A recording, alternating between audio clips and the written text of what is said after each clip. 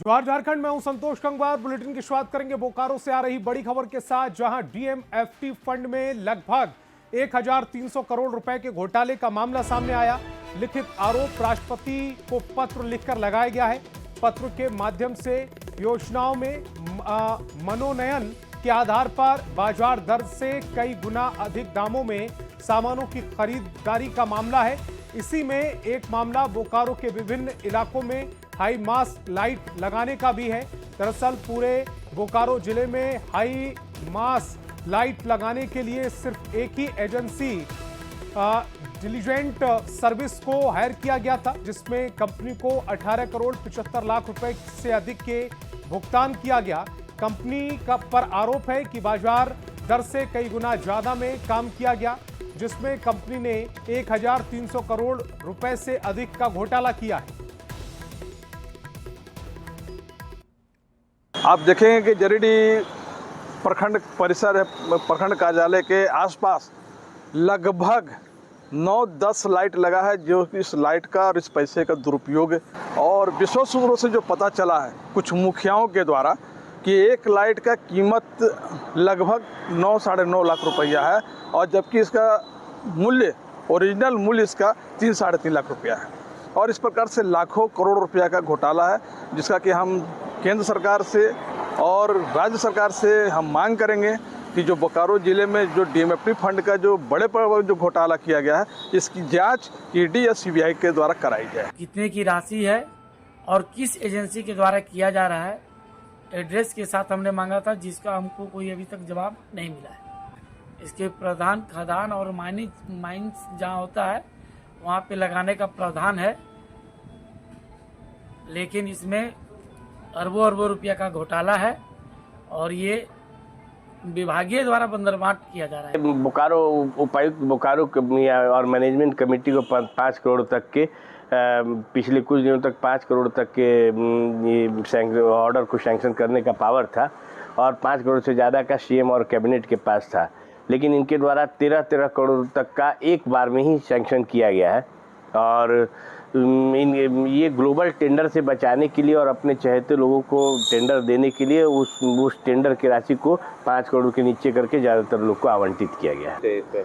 निश्चित रूप से जांच होनी चाहिए, सरकार को इस पर संज्ञान लेना चाहिए और इसकी जांच करानी चाहिए।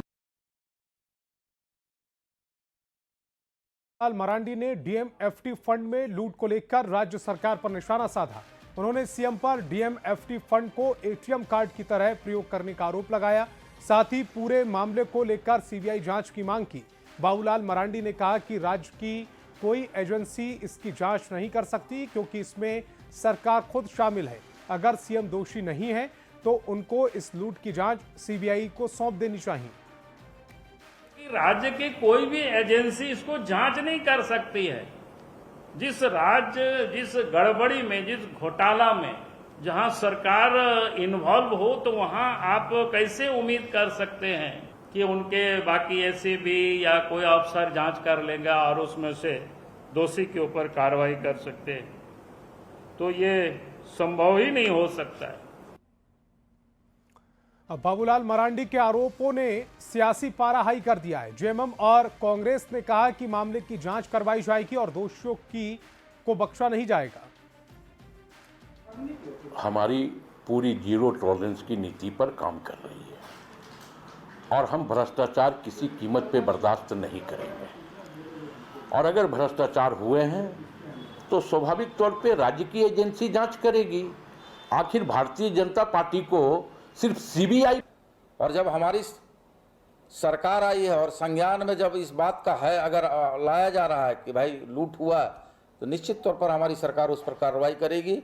और हम व्यक्तिगत तौर पर इस बात को आप सबों को आश्वस्त कर सकते हैं कि संज्ञान में बातें आई है, उसकी जांच होगी और दोषी पदाधिकारियों पर कार्रवाई होगी। और केंद्र सरकार में जीएसटी स्लैब में बड़ा बदलाव किया गया, जिससे आम लोगों को काफी राहत मिली है। रोजमर्रा की चीजें पहले की तुलना में सस्ती हो जाएंगी। 22 सितंबर से जीएसटी की नई दरें लागू होंगी। इससे पहले फायदे और नुकसान का आकलन जारी है। इस बीच राज्य वित्त आयोग के सदस्य से बात की संवाददाता संजय कुमार सिन्हा ने।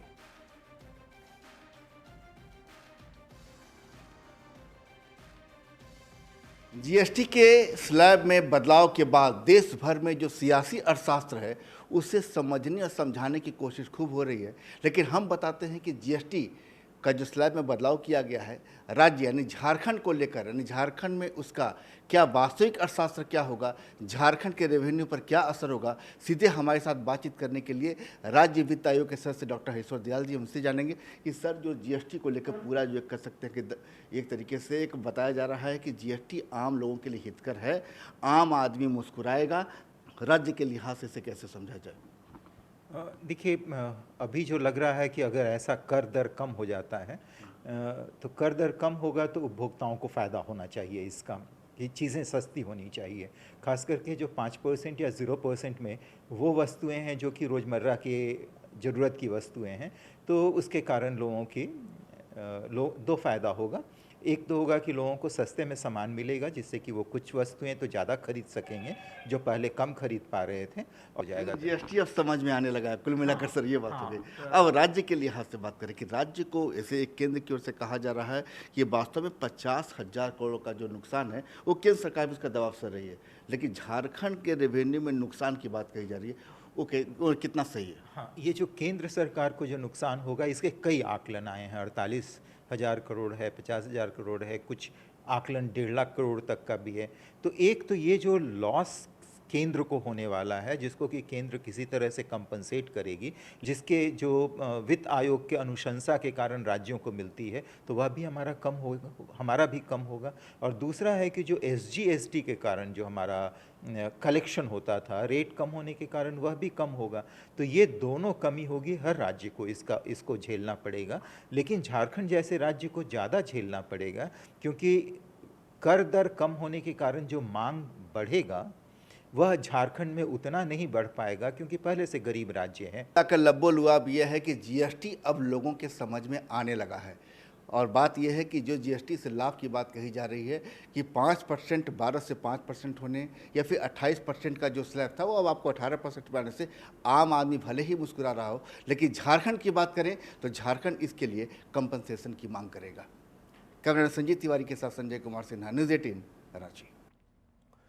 और चाईबासा के गुवा में गोलीकांड के शहीदों को आज श्रद्धांजलि देने के लिए हजारों की संख्या में लोग पहुंच रहे हैं। मंत्री दीपक बिरुआ, विधायक सोनाराम सिंकू, विधायक सुखराम ओराव, विधायक निरल पूर्ति, एआईसीसी के ऑब्जर्वर और पूर्व मंत्री सज्जन सिंह वर्मा ने भी मौके पर पहुंचकर श्रद्धांजलि दी।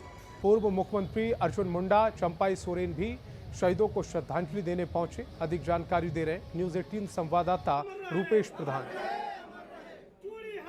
के गुआ स्थित शहीद स्थल में आज सुबह से शहीदों को श्रद्धांजलि देने का दौर जारी है। आप यहां देख रहे हैं सैकड़ों की संख्या में लोग यहां पर पहुंच रहे हैं। क्षेत्र के जनप्रतिनिधि, विधायक और मंत्री भी यहां पर पहुंचकर श्रद्धांजलि दे रहे हैं। अब थोड़ी देर पहले यहाँ पर मंत्री दीपक बिरुआ ने भी पहुंचकर शहीदों को श्रद्धांजलि दिया।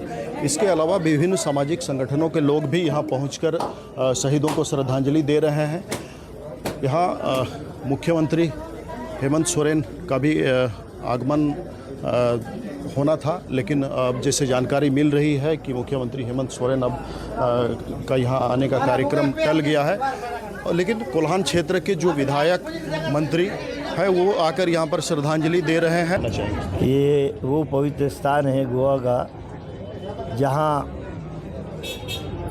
हमारे लोगों ने अपने प्राणों का बलिदान दे के अपने समाज, अपनी धरती, अपने वर्ग के लोगों के लिए अपनी जान का बलिदान दिया।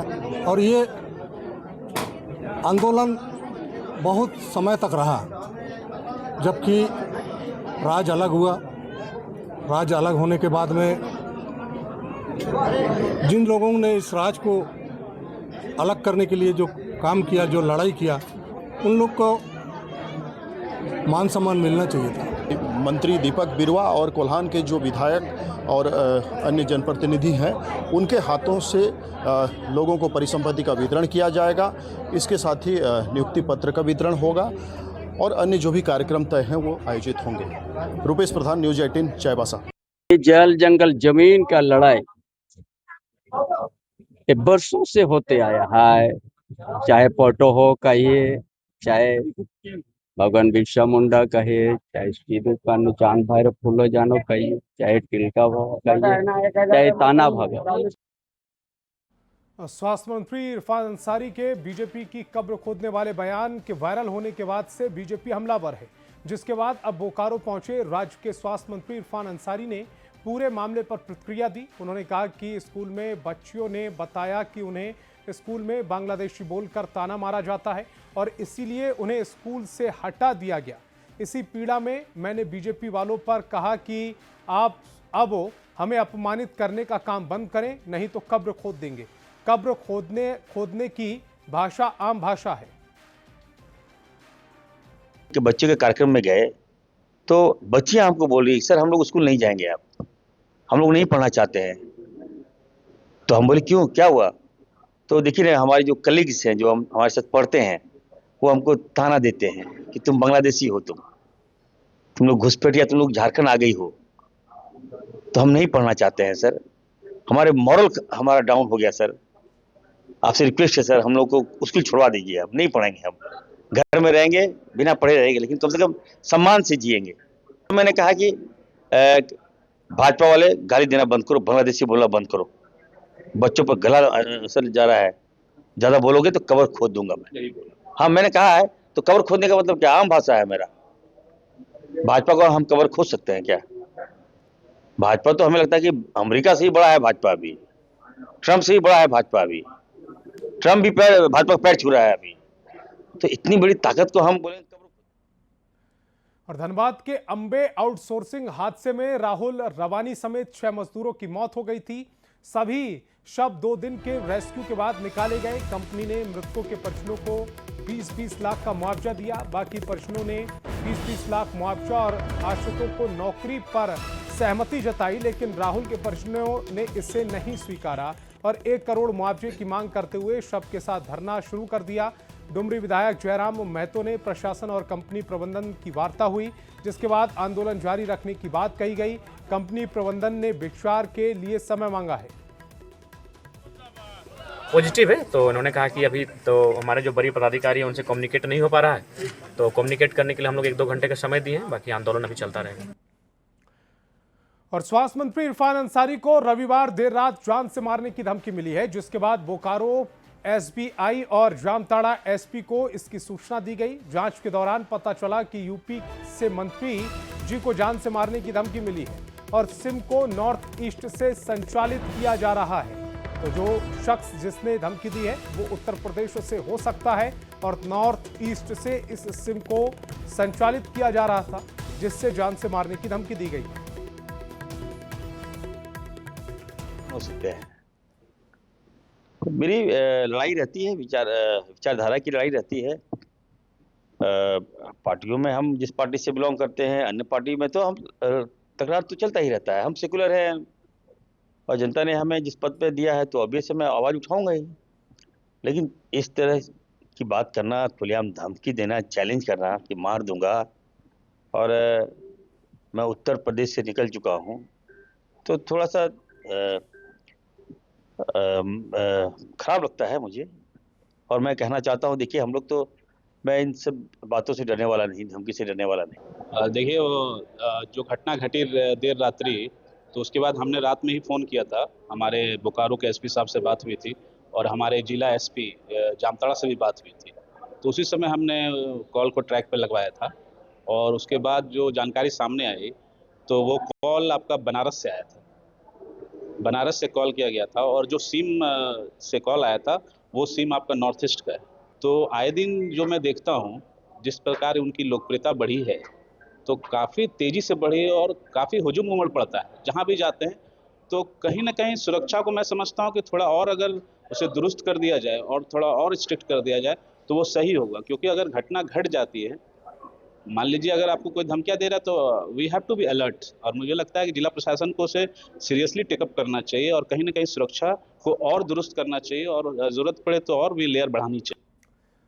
और स्वास्थ्य मंत्री डॉक्टर इरफान अंसारी को देर रात फिर से धमकी दी गई। जानकारी के मुताबिक धमकी के बाद इरफान अंसारी बोकारो सर्किट हाउस में मौजूद थे, लेकिन धमकी मिलने के बाद भी उनकी सुरक्षा में कोई जवान तैनात नहीं दिखा। सर्किट हाउस में अतिरिक्त सुरक्षा को के कोई भी इंतजाम नहीं दिखे हैं।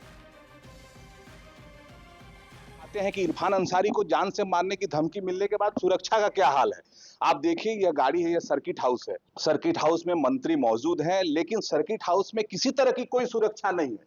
रात में मंत्री को उड़ाने की धमकी दी जाती है। आप देख सकते हैं सर्किट हाउस की स्थिति कि किस प्रकार से सर्किट हाउस में कोई भी आ जा सकता है और किसी प्रकार की कोई सुरक्षा व्यवस्था नहीं है। अब हम तस्वीर दिखाएंगे कि जिस कमरे में स्वास्थ्य मंत्री हैं उसका क्या हाल है। क्या स्वास्थ्य मंत्री के सिक्योरिटी में किसी तरह की कोई पदाधिकारी हैं या फिर कोई जवान मौजूद हैं, लेकिन यहाँ की किसी भी तरह की कोई सुरक्षा व्यवस्था नहीं है। हम तस्वीर इसलिए दिखा रहे हैं कि राज्य के मंत्री को जान से मारने की धमकी मिलती है और उसके बाद यहाँ की स्थिति क्या है आप देख सकते हैं। मंत्री जो है इसी कमरे में मौजूद हैं और इसी कमरे में है। आप देख सकते हैं दामोदर इस कमरे का जो है वो नाम है और इसी में मंत्री जी यहाँ मौजूद हैं। लेकिन जिस प्रकार से देख सकते हैं, मैंने आपको ऊपर से नीचे तक दिखाया, मंत्री को धमकी मिलती है, लेकिन जहाँ तक सुरक्षा की बात है कोई भी सिक्योरिटी तैनात नहीं है। तो हम कह सकते हैं कि जिला प्रशासन के लिए भी बहुत बड़ा सुरक्षा में लैक है और इनके भी सुरक्षा कर्मी यहाँ मौजूद नहीं।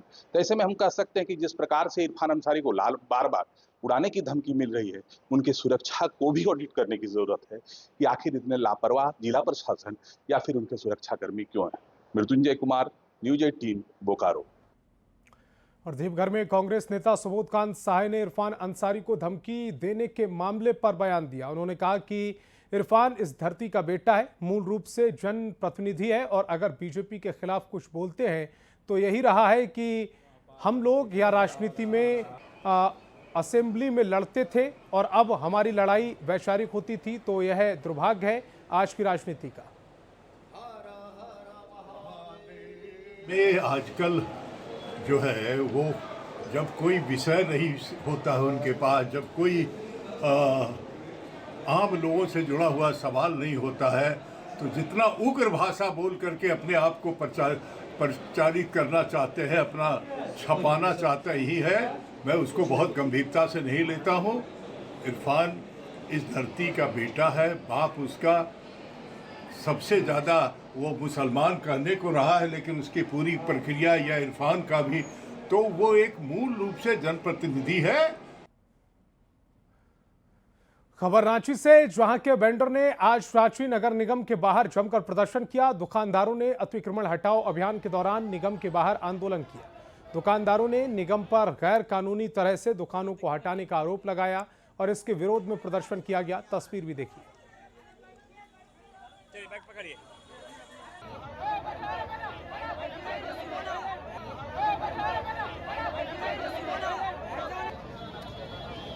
फिर से मैं क्लियर कर देना चाहता हूं कि यहाँ का ना कोई उग्र प्रदर्शन करने के लिए कोई आया है, ना कोई घेराव करने के लिए आया। यहाँ प्रत्येक व्यक्ति अपनी मांगों के लिए जो उनको फील्ड में कहा गया था, उनके सामान को हटाने के दौरान कि आप आइए और निगम से अधिकारी से आके बात कीजिए, तो सभी लोगों ने अपनी दरख्वास्त लेके अपने एप्लीकेशन को लेते हुए यहाँ पर आए हैं कि उनके साथ क्या जातियाँ हुई है और साथ ही साथ वो ये भी बोलने के लिए आए हैं कि फील्ड में आपके नाम से जो अफसर जाते हैं वो केवल गुंडागर्दी करते हैं। और अभी कमिश्नर साहब ने आके बाहर जितनी बातें कही और उनमें से 90% उन्होंने झूठ बोला है कि मैं डिसाइड करूंगा कहां पर वेंडिंग जोन होगा, मैं ये डिसाइड कर रहा हूं कि कहां पर वेंडर का माल उठाया जाएगा, मैं डिसाइड कर रहा हूं कि माल जब्ती होगा तो मैं छोड़ूंगा नहीं। ये मैं क्या है? आप पब्लिक सर्वेंट है, आप इस जनता के नौकर हैं, मालिक नहीं है।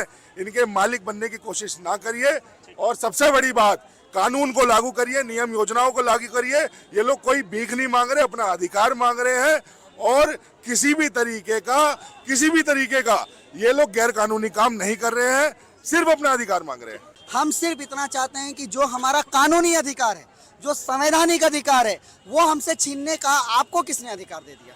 हमने जितनी मांगे अपनी रखी है, हमारा जो आवेदन है पूरी तरीके से कानून के दायरे में, कानून में स्पष्ट प्रावधान है कि जब तक सभी का सर्वे नहीं हो जाता, प्रमाण पत्र नहीं या उनकी वैकल्पिक व्यवस्था नहीं कर दी जाती, आप उन्हें नहीं हटा सकते। फिर आप किस आधार पर उन्हें हटा रहे हैं? दूसरा जो कह रहे कोर्ट का आदेश, जो लोगों को झूठा बरगला रहे हैं, कोर्ट ने अतिक्रमण हटाओ का आदेश जारी किया। क्या हम अतिक्रमणकारी हैं? ये कानूनी परिभाषा में, संवैधानिक प्रक्रिया में साबित कर दें कि हम अतिक्रमणकारी हैं तो हम हट जाएंगे। तो इस संबंध में वार्ता की गई, तो उनका जो मुख्य मांग था कि टाउन वेंडिंग कमेटी का गठन किया जाए, तो इस संबंध में हम लोगों ने प्रक्रिया ऑलरेडी शुरू कर दी है। और टाउन वेंडिंग कमेटी के लिए हम लोगों ने पूरे रांची नगर निगम को 12 जोन में बांटा है। इसके लिए रोस्टर निर्धारण के लिए हमने अपना आग्रह जिला प्रशासन को भेजा है। रोस्टर निर्धारण होने के बाद चुनाव की प्रक्रिया के संबंध में बाकी कार्रवाई की जाएगी। और राजधानी रांची में अतिक्रमण हटाओ अभियान जोरों पर चल रहा है। इसी क्रम में बिरसा चौक के पास HEC की जमीन पर अवैध रूप से बने मकानों पर प्रशासन ने बुलडोजर चलाया। सभी घरों को जमीन दोष कर दिया गया। आशियाना टूट जाने के बाद खुले आसमान के नीचे मलबों पर बैठकर ही बच्चे पढ़ाई कर रहे हैं। बच्चों से बात की संवाददाता गौरव झा ने। हो जाती है जिंदगी जब सर से साया उठ जाता है, सर से छत उठ जाता है। हालात ये हो जाते हैं कि टूटे हुए घर के मलबे पर बैठकर बच्चों को पढ़ाई करना पड़ता है। ये हालात राजधानी रांची की है, रांची के मुख्य शहर की है। जब इस टूटे हुए मलबे पर सियासत जोरदार हो रही है तो यहाँ हकीकत देखने की भी ज़रूरत है कि जो लोग यहाँ रह रहे हैं उनके ज़िंदगी का गुजर बसर कैसे हो रहा है। क्या पढ़ने वाले बच्चों को शिक्षा मिल पा रहा है या नहीं। बच्चों का कहना है कि जब घर टूट गया तो घर में रहने को जगह नहीं था। हालात ये हैं कि सड़कों पर बैठकर पढ़ाई करनी पड़ती है। ऐसे ही रोड पे बैठ जाते हैं, पढ़ते हैं। क्या बनना चाहती हैं बड़ी होकर? ऐसे तो हमको पुलिस बनना है। पुलिस बनना चाहती हैं तो घर टूट गया तो पुलिस वाले ने ही तोड़ा होगा। पुलिस वाले ने तो वो तो पता नहीं, अब हमको नहीं पता। वो अपना ऊपर से ऑर्डर आता है तो वही लोग ना तोड़ता है। तो घर टूट रहा था तो कैसे डर लग रहा होगा कि अब कहाँ रहेंगे। हाँ तो क्या करेंगे, रोना आ रहा था घर टूट रहा होगा तो। कुछ बचा घर में? सब कुछ टूट गया। हाँ, एक रूम बचा है, उसी में हम लोग रह रहे हैं अभी। और आज तो बोला गया आज भी तोड़ेगा। तो परेशानी तो हो ही रहा है कि सड़क पर बैठ के पढ़ना पड़ रहा है। सबका घर तोड़ने के लिए बोल दिया है। हाँ, क्या कहिएगा सरकार से? यही कि ये घर तोड़ने का जगह हम लोग को भी घर देना चाहिए ताकि पढ़ सके रहे। हाँ बिल्कुल, ये उस मासूम बच्चे की कहानी है जो बच्चे कहते हैं कि मैं पढ़ना चाहता हूँ, मैं जीना चाहता हूँ, मुझे आशियाना दे दिया जाए, मेरे परिवार के लोगों को रहने की एक जगह दे दिया जाए, एक ठिया दे दिया जाए जहाँ बैठकर हम अपना भविष्य संवार पाएंगे। गौरव झा, न्यूज़ 18 रांची। तो इस बुलेटिन में फिलहाल इतना ही। आप देखते रहिए न्यूज़ 18 बिहार झारखंड।